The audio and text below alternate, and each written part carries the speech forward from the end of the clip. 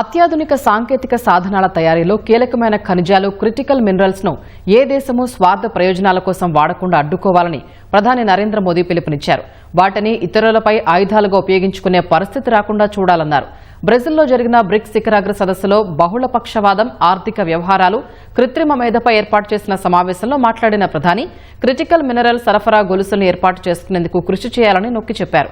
Critical minerals రంగంలో China జిత్తుల మారే విధానాన్ని అనుసరిస్తోందని, ఆ ఖనిజాల ఎగుమతులపై ఆంక్షలు విధిస్తోందని కొంతకాలంగా ఆందోళనలు వ్యక్తమవుతున్న నేపథ్యంలో ప్రధాని వ్యాఖ్యలు ప్రాధాన్యం సంతరించుకున్నాయి.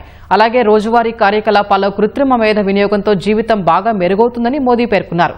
అయితే ఏఐ దుర్వినియోగమయ్యే ముప్పు పొంచి ఉందంటూ హెచ్చరించారు. బ్రిక్స్ సమ్మిట్ సందర్భంగా రియోలో మలేషియా ప్రధాని అన్వర్ బిన్ ఇబ్రహీంతో మోదీ భేటీ అయి వాణిజ్యం, పెట్టుబడులు, రక్షణ సలహాలు పలు కీలక రంగాలపై ఇరు దేశాల ద్వైపాక్షిక సంబంధాల పురోగతిపై చర్చించారు. అటు క్యూబా, బొలీవియా, ఉరుగ్వే అధ్యక్షులతోనూ ప్రధాని సమావేశమయ్యారు.